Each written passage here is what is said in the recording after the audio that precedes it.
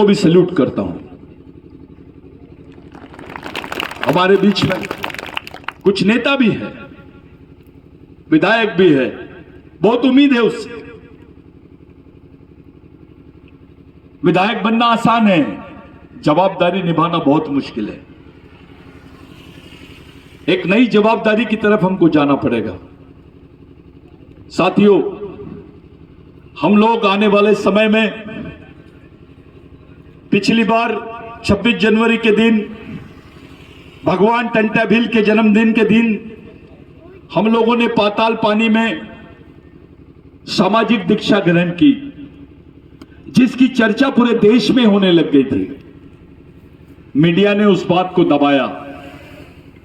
वो ये सोच रहे थे कि जिसको डकैत बोला गया है,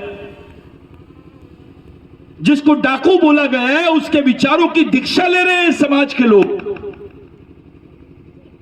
यानी कुछ तो भी गड़बड़ है। टाइम्स ऑफ इंडिया के एक पत्रकार ने लिखा,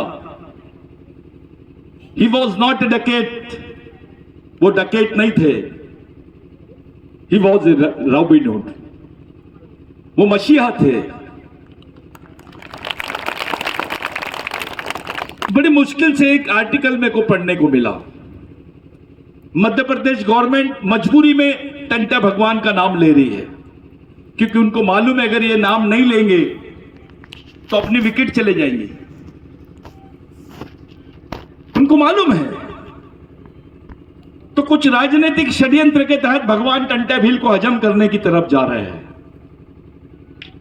कुछ लोगों ने भगवान टंटा भील के सामने यज्ञ करने की कोशिश की, ताकि आदिवासियों को बताया जाए कि भगवान टंटा भील यज्ञ करता था।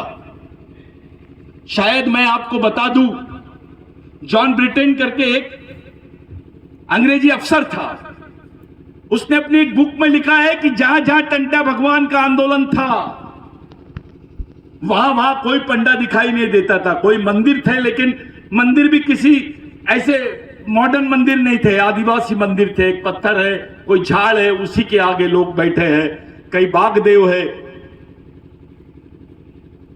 तो कई नाग का मंदिर है, बस इतना ही दिखाई देता।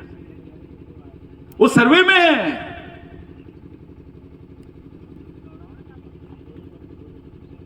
एक रिपोर्ट और आई, मैं आपको शेयर करूंगा व्हाट्सएप पे, कि जो फेस सर्जरी होती है, आप लोग जानते हो, अपने चेहरे की भी सर्जरी होती है। भगवान टंटा भील ने एक उच्च वर्णीय ब्राह्मण की नाक काट दी थी, क्योंकि उसने एक आदिवासी महिला को सती कराने का आदेश दिया था। शायद आप लोगों को मालूम नहीं, हमारी मां बहनों को ब्लाउज पहनने की भी परमिशन नहीं थी। अपना ब्लाउज पहनने की भी परमिशन नहीं थी, उसके ऊपर टैक्स लगता था। उसके खिलाफ भगवान टंटा भील ने अपना फतवा निकाला था कि जो भी ये घोषणा करेगा उसको मारो, उसके हाथ काटो, उसकी नाक काटो। इतनी दहशत फैली कि हमारी मां बहनों को फिर ब्लाउज पहनने के लिए मिला, उनको कपड़े पहनने के लिए मिले। इसलिए भगवान बोलते हैं टंटा भील को। कुछ लोगों ने पहले बिरसा ब्रिगेड पे कमेंट किया कि अचानक ये टंटा भील को कैसे कहला लिए इन्होंने। भाई, जो हमारा है उस पे तो हम बात करेंगे ही। आपको लगता है तो जाइए। जो माफी मांगते हैं, फांसी की सजा नहीं होना चाहिए, सजा नहीं होना चाहिए, जिन्होंने माफी मांगे हैं उनकी प्रेरणा ले लीजिए आप। नहीं तो जिन्होंने अपने आप को पूरे देश पे, समाज पे निछावर कर दिया, उनकी प्रेरणा ले लीजिए आप। जो दर्द आदिवासियों को होगा वो किसी को होगा क्या? 50,000 लोग मारे गए टंटा भील के आंदोलन में, उनका कोई रिकॉर्ड नहीं है, क्योंकि वो क्रिमिनल ट्राइब थे। ये एक षड्यंत्र चालू है। आपको नक्सली बोल के मारते हैं, क्योंकि उसके ऊपर कोई एफआईआर नहीं होती। ज्यादा चिल्लाए आदिवासी ने तो नक्सलवादी, ज्यादा चिल्लाए आदिवासी ने तो उसको देशद्रोही बोलते हैं। क्या बात है? ये प्रयत्न क्यों चालू है आदिवासियों के साथ में?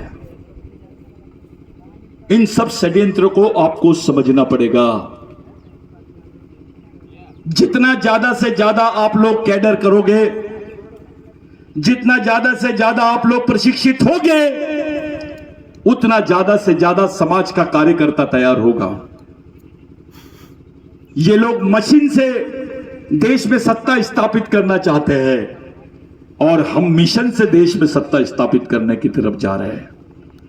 यह झगड़ा मशीन और मिशन का है, याद रखिए आप। ऐसा देखा गया कि कई इंडिपेंडेंट कैंडिडेट खड़े थे बेचारे, उनके खुद के घर के वोट उनके हिस्से में नहीं आए। यह कमाल है मशीन का। कांग्रेस चुप है, बाकी पार्टियां चुप है। आखिर क्यों? कि इस चोरी में तुम्हारा तो हाथ नहीं है कहीं। हमको मालूम होना चाहिए आदिवासियों की कि उनका वोट कहां जा रहा है। यह धोखा है हमारे साथ। अगली लड़ाई मिशन की तरफ से मशीन के खिलाफ में लड़ी जाएगी और पूरे प्रदेश में नहीं, देश भर में हम लोग ये आंदोलन चलाएंगे। सुप्रीम कोर्ट में हम पिटीशन डालने जा रहे हैं कि तुमको क्या करना है करिए, लेकिन आदिवासी क्षेत्रों में मशीन का उपयोग नहीं होगा, वहां बैलेट से इलेक्शंस होंगे। अब बाकी क्षेत्रों का नहीं मालूम हमको, लेकिन आदिवासी क्षेत्र में आदिवासियों को यह गारंटी होना चाहिए कि उसका वोट किसकी तरफ जा रहा है। यह धोखा है, लोकतांत्रिक अधिकारों के साथ धोखा है, संविधान के साथ धोखा है, हमारे मूलभूत अधिकारों के साथ धोखा है। भाइयों, एक लंबे समय से आप लोग बैठे हैं, शायद बिगर मंडप के एक जगह बैठना, खड़े रहना। आप सोचिए उस वक्त पहाड़ों में, जंगलों में भूखे प्यासे भगवान टंटा भील, बिरसा मुंडा, बाबूराव शर्मा के, राघोजी भांगरे और हमारे तमाम क्रांतिकारी कैसे घूमते हो गए। हम बहुत जल्दी 26 जनवरी की तैयारी के लिए भिड़ रहे हैं। हम 26 जनवरी को 1 लाख आदिवासी युवाओं को सामाजिक दीक्षा का कार्यक्रम दे रहे हैं। 1 लाख आदिवासी, उसी भूमि पे जहां डॉक्टर बाबा साहब आंबेडकर पैदा हुए और उसी भूमि पर जहां पर भगवान टंटा भील की कर्म भूमि है, पाताल पानी। ये पाताल पानी में उसी समय हम चाहते हैं कि समाज का हर तबका इस आदर्श को माने, भगवान टंटा भील की दीक्षा ले, असली भगवान को पहचाने, अपने सामाजिक भगवान को पहचाने, अपने सांस्कृतिक भगवान को पहचाने, अपनी लड़ाई को पहचाने, अपने दोस्त को पहचाने, अपने भाई को पहचाने, अपने दुश्मन को भी पहचाने। एक क्रांति डॉक्टर बाबा साहब आंबेडकर ने यहां से की थी और नागपुर में दीक्षा लिए थे। आज पूरे विश्व के लोग डॉक्टर बाबा साहब आंबेडकर की दीक्षा के कार्यक्रम में जाते हैं। उसी तरीके से भगवान टंटा भील के भी कार्यक्रम में पूरे विश्व के लोग आना चाहिए, ऐसी कल्पना करके आप लोगों ने आगे बढ़ना है। यह हमारे वजूद की लड़ाई है, यह हमारे पहचान की लड़ाई है। याद रखिए, यह हमारे अंतिम पीढ़ी द्वारा अंतिम पीढ़ी को बचाने के लिए लड़ी जाने वाली अंतिम लड़ाई है। इस लड़ाई को हमें किसी भी हाल में जीतना है। बिरसा मुंडा ने कहा कि समाज आर्थिक रूप से गरीब रहेगा चलेगा, विचारों से गरीब नहीं रहना चाहिए। और जो समाज विचारों से गरीब रहता है वो गुलाम पैदा होता है और गुलाम ही मर जाता है। हम लोगों को इस वैचारिक गुलामी से अपने समाज को बाहर निकालना है। वो किसी भी पार्टी में हो, किसी भी संगठन में हो, जाओ उसके घर में जाओ, मिलो, बात करो, समझाओ, हाथ जोड़ो, उसके दिमाग में डालो कि सच्चाई यह है बेटा, इसको लेके चलो। बड़ा हो, बूढ़ा हो, नेता हो, अधिकारी हो, कर्मचारी हो, राजा हो या भिखारी हो, सभी को बुलाओ,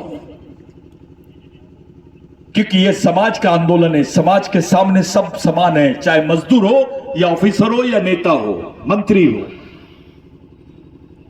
समाज सबसे बड़ा है। आप लोग इस क्रांतिकारी मिशन के साक्षी है। आप बहुत बड़ा काम कर रहे हैं, मैं आपको सल्यूट करता हूं। जो कैडर्स यहां पे काम कर रहे हैं, इनकी जो टीम काम कर रही है, मैं उसको भी सल्यूट करता हूं। लेकिन हमारी एक इच्छा है कि जैसे आज ये 5000 लड़के बैठे हैं, वैसे 26 जनवरी के दिन 1 लाख आदिवासी बच्चे बैठना चाहिए, इसी ड्रेस में, इसी शिस्तबद्ध तरीके से, इसी डिसिप्लिन में।